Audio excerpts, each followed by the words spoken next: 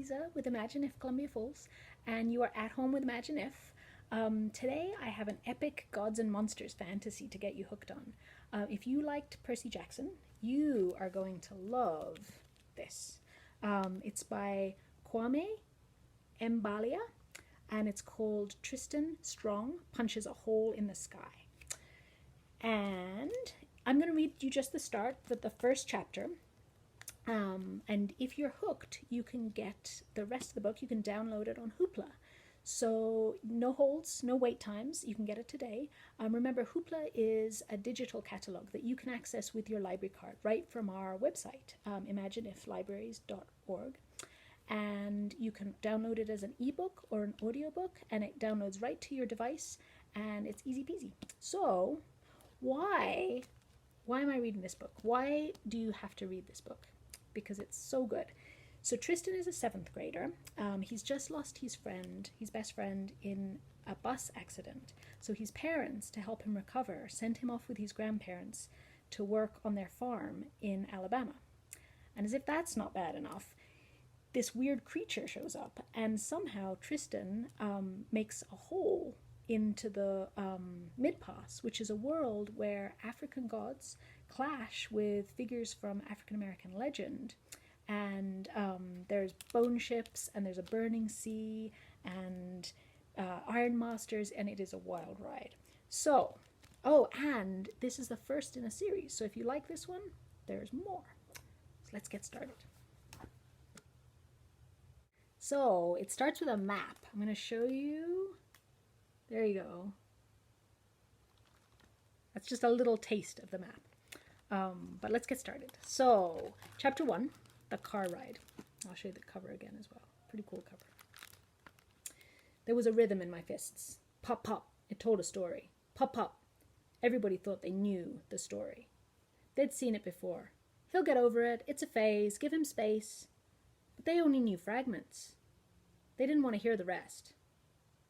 Oh, you do? Well, what if I told you that I went to war over my dead best friend's glowing journal? Or that I battled monsters, big and small, with powers I didn't know I had, with gods I didn't know existed? Would you believe me? Nah, you wouldn't. You've got your own problems. You don't want to hear about my struggles, right? Oh, you do? Well, I gotta warn you, it's a wild ride. So buckle up, champ. Let me give you some truth, and I hope it returns back to me. And then there's some white space. So we're changing, and we're gonna go back into the story. Tristan, they're here. Pop. Mom's shout interrupted my groove. I stopped pummeling the small punching bag Dad had installed in my room and loosened the straps on my boxing gloves with my teeth. The gloves fell on the bed, and I dropped down next to them. Eddie's journal sat on my tiny desk in the opposite corner, still glowing, still unopened, since his mother had given it to me after the funeral 2 weeks ago. My room was so small I could have reached out and grabbed the leather book, but that would mean dealing with it. And who deals with their problems by choice? Pfft, not me. Tristan Strong, my dad yelled from down the hall. I hated that name. It made me appear to be something I am not. My name should have been Tristan Coward, or Tristan Failure, or Tristan Fake. Maybe Tristan How Could You Lose Your First Boxing Match? Anything but Tristan Strong. Mom's footsteps echoed through our tiny apartment, and then soft knocking sounded on my door. Tristan, baby, did you hear me? I cleared my throat. Yeah, I'm coming. The door opened and Mom peeked in. She was still wearing the Team Strong t-shirt from last night. I don't think any of us got much sleep after we came back from my first bout. I stayed up nursing my pride, the only thing I really injured. My little fan club, Dad, Mom, my grandparents on Dad's side, had tried to cheer me up, but I could see the disappointment written on everyone's face, so I pretended to go to bed while they held whispered discussions into the wee hours of the morning. And now it was dawn, time to get this show on the road. Mom's eyes took in the organized chaos of my room and crinkled when they landed on me. She crossed the floor in 2 steps, avoiding yesterday's dinner in the process, and sat down on the mattress. It's only for a month, she said, not even play acting that she didn't know it was wrong. I know. It'll be good for you to get away. I know. She rubbed my head, then pulled me into a hug. The grief counselor said it would be good to get a change of scenery. Some fresh air, work around the farm, who knows? Maybe you'll find out you are meant to work the land. I shrugged. The only thing I was sure of was I wasn't meant to be a boxer, despite what Dad and Granddad thought. I pulled free of Mum's hug, stood, grabbed my duffel bag, and headed out to start my month of exile. Aren't you forgetting something? Mom asked. I turned. She held Eddie's journal out to me. Her hand and wrist were bathed in the emerald green glow that was coming from the cover. But, like everyone else I'd shown the journal to, she didn't notice any strange light. Mom mistook my confused frown for apprehension as she slipped the book into my bag. He wanted you to have it, Tristan. I know it's tough, but try to read it when you can, okay? I didn't trust myself to speak, so I nodded and headed to the front door. The decision to ship me to Granddad and Nana Strong's farm down in Alabama had been made without my input. Typical. My parents had talked about it a few times before, but after Eddie's death and my third school fight in the last 2 weeks before summer, well, I guess the time was right. At least I'd held my own in those school fights, unlike in the ring last night. It was just my luck that my grandfather had been there to witness my humiliation. You outweighed that other kid by 7 pounds, Granddad said after the match, in his growling rasp of a voice. Set the family name back by a decade. That's me, Tristan Disappointment, son of Alvin Wrecking Bull Strong, the best middleweight boxer to come out of Chicago in nearly 20 years. I had Dad's height and Granddad's chin, and boxing was supposed to run in my veins. I'd worn Granddad's old trunks, and Dad had worked my corner. The Strong legacy was expected to take another leap forward during my first match. Instead, it got knocked flat on its butt. Twice. You'll get him next time, was all Dad said, but I could tell he was let down. And that hurt almost as much as getting punched. An early summer heat wave greeted me with a blast of humidity as I left the apartment building with my backpack over my shoulder and my duffel bag in hand. Thick grey clouds huddled in the distance, and I added that to the list of totally not ominous things. Glowing journal? Yep. Storm on the horizon? You betcha. Dad and Granddad stood at the curb, while Nana, no one ever called her grandma, not if you wanted to eat, knitted in the car. Dad towered over his father, but you could see the family resemblance. Deep brown skin, like mine, a wide jaw, and a proud stance. I got my hair from Mom's side of the family, thankfully, because both strong men had identical bald spots peeking through their short afros. Get him in the fields, put him to work, Granddad was saying. That'll put some fire in his belly. Dad shrugged and said nothing. To be fair, no one did much talking when Granddad was round. That old man could yak a mile a minute. Nana saw me coming down the stairs, dropped her knitting and rushed out of the car. There he is. How you doing today, baby? Are you sore from last night? She gave me a hug that muffled any answer, then shooed Granddad to the side. Get the boy's bag, Walter. Alvin, she said, addressing my father, we've got to hit the road before that thunderstorm hits. Granddad looked me up and down. Is that all you kids ever wear? I glanced down. Black Chuck tailors with grey untied laces, loose khaki cargo shorts, and an even looser grey hoodie. That hoodie went with me everywhere. It had a picture of a flexed bicep on the back in faded black ink. Call me sentimental, but it's what I always wore when Eddie and I were hanging out. He called it the Tristan Strong uniform of choice, perfect for all occasions. So yeah, I wear it a lot. Nana shushed him and pulled me into another hug. Don't listen to him, Tristan. I can't wait to have you back with us on the farm. You were so little last time, but them chickens you used to chase still haven't forgotten you. I packed a lunch and even rustled up a new story or two for the ride.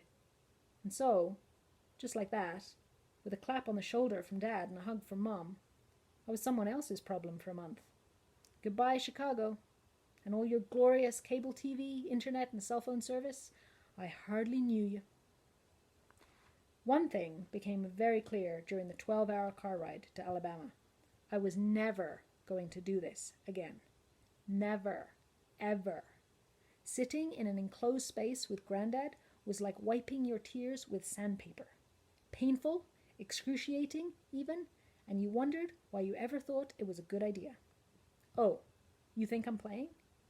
10 minutes into the trip. When I was your age, I had a full-time job and I'd already fought in 2 title fights. 3 hours in. Oh, you're hungry again? Did you bring some stopping for snacks money? 6 hours in. Man, I shouldn't have ate those leftover beans for breakfast. 8 hours in. Can't believe I drove all this way to see a strong boy fight so soft. That's your grandmother's side of the family. Ain't no strong ever look like that in the ring. Why, I remember... Anyway, you get it. By the time we crossed the Alabama state line, I was ready to claw my way into the trunk.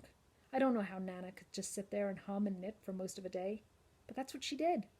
The Cadillac rumbled down a 2-lane highway, kicking up trails of dust and exhaust, a dented rocket ship blasting through time in reverse from the future to a land that Wi-Fi forgot. I'd put my earbuds in somewhere back in Kentucky, but the battery on my phone had long since run out. I just kept them in so no one would bother me. Nana kept knitting in the passenger seat, and Granddad tapped a finger on the steering wheel, humming along to a song only he could hear. Things seemed more or less calm, except for one thing. Eddie's journal sat on the seat next to me. Now, I could have sworn I'd stuffed the book under the clothes in my duffel bag, which Granddad had put in the trunk. And yet here it was, weighing on me to do something I'd put off since the funeral. The late afternoon sun, occasionally peeking out from behind the storm clouds, made the journal look normal, ordinary. But every so often I'd shade the cover with my hands and peek at it while holding my breath. Yeah, still glowing. Why not open it, you might ask. See what's inside. Well, believe me, it wasn't that simple. Before Eddie's death, the cover of his brown leather journal had always been blank. Now a weird symbol appeared to be stitched into it, like a sun with rays that stretched out to infinity, or a flower with long petals. The same symbol was embossed on a carved wooden charm that dangled from a cord attached to the journal's spine. I'd seen the tassel before. Eddie had used it to mark his spot or flick me in the back of the head, but the charm was new. And even more weirdly, the trinket pulsed with green light too. I'd been staring at that book every day for minutes on end, but the glow always stopped me from opening it. I mean, I knew what was in there anyway. The stories Eddie and I had jotted down in his goofy, blocky handwriting, from his own silly creations to the fables Nana used to tell us when we were younger, when she'd come to visit. John Henry, Anansi the Spider, Brer Rabbit's adventures. I'd read them all. Our end-of-semester English project was supposed to be a giant collection of stories from our childhood. Eddie was doing the writing, and I was going to give the oral presentation. Then the accident happened. The counselor Mom took me to every Wednesday had said I should try to finish the writing part, even though school was over now for the year, as part of healing and stuff. Before you say something slick you might regret, Mr. Richardson is pretty cool for a counselor. You get me? We play Madden while we talk, which means I can focus on running up the score on his Raggedy Eagle squad and not on being embarrassed about answering questions. It helps. Some. If it gets too tough, he knows when to back off too. So you can keep your sensitive and man-up comments to yourself, chumps. To stop thinking about the haunted journal, I watched the weather outside the car window. The clouds had never let up, even once we were in the deep south. They just switched from hurling lightning bolts at us to hurling fat drops of rain that splattered across the windshield like bugs. Everything everywhere was miserable, and that pretty much summed up my life at the moment. I took off the earbuds and sighed. Nana heard and turned around in her seat to look at me. "You hungry, sweetie?" she asked. "No, not really." "No, ma'am." Granddad's deep voice rolled back from the driver's seat. "You answer, 'No, ma'am,' to your grandmother, understand?" "Yeah." Granddad looked at me in the rearview mirror. I mean, yes, sir." He held my eyes a moment longer, then went back to looking at the road. "Well," Nana continued, turning around and picking up her knitting, "despite what your granddad said earlier," she gave him a glare, Let me know when you are. Your mama told me you ain't been eating much, and we're going to fix that. And don't you have some writing to do? That's what your counselor wants you to focus on. Boy don't need no counselor, Granddad rumbled. He needs to work. Ain't no time for moping when horses need feeding and fences need mending. Walter, Nana scolded. He needs to... I know what he needs. I shook my head and stopped paying attention. After spending a day in the car with them, I'd realized that this was what they did. They argued. They laughed. They sang. They argued again. And they knitted. Well, Nana knitted. But they were the two sides of the same coin. With Granddad, everything was about work. Work, work, work. Bored? Here's some work. Finish working? Here's more work. Need someone to talk to? Obviously, that meant you didn't work hard enough. So you know what? Have a little bit more work. Nana, on the other hand, sang and hummed when she wasn't talking, which almost never happened, because she always had a new story to share. Do you know why the owl can't sleep? She'd say, and off the story would go. And you'd sit there and listen, just being polite at first, but by the end you'd be on the edge of your seat. I smiled. Eddie had loved listening to my grandmother. When she'd come to visit earlier this year, he'd practically followed her around, his journal in hand. Speaking of which, my left hand rested on top of it in the seat next to me, and I traced the symbol stitched into the front cover. What's that, sweetie? I looked up to see Nana peeking back over the seat. Huh? Yes, ma'am? Granddad nodded, and I let out a sigh of relief. Nana smiled. Is that for your writing? I hesitated. Yes, ma'am. I held up the book so she could see it, and her eyes widened at the symbol on the cover. Where'd you get that? She asked. Granddad turned to see what she was looking at, but Nana flapped a hand at him. Watch the road, Walter. From Eddie, I began, then paused. His mom gave it to me. Was for us, for our school project. Why? What's wrong? Could she see it? Could she tell that the book was glowing even in the daylight? Nana pursed her lips. That symbol. I just haven't seen it in a long time. You know what it is? Well, she glanced at Granddad, who had tuned us out as soon as we started talking about writing. It's the spider's web, an old African symbol for creativity and wisdom. It shows how tangled and complicated life can be, but with a little imaginative thinking, we can solve most of our problems, and those of others. Do you notice anything else about the journal? I asked her. Nana laughed, a bright, joyous sound that infected anyone listening. Is this a test? No, ma'am. I don't see nothing but procrastination. Go ahead and give it a try. Yes, ma'am. I frowned.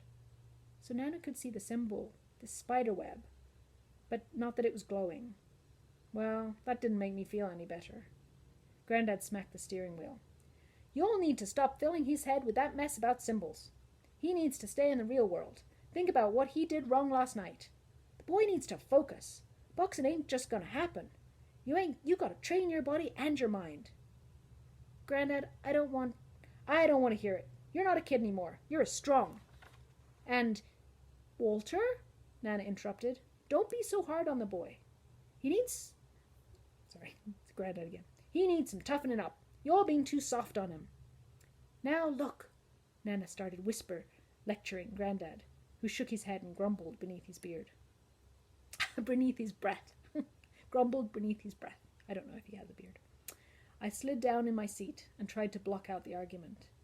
I let my thumb trace the cover of the journal, and before my brain could tell me not to, I yanked it into my lap and flipped to a random page. So what if it glowed? It was still a book, and reading it would be better than listening to any more of Granddad's insults disguised as life lessons, or reliving that bus accident. Really, what could go wrong?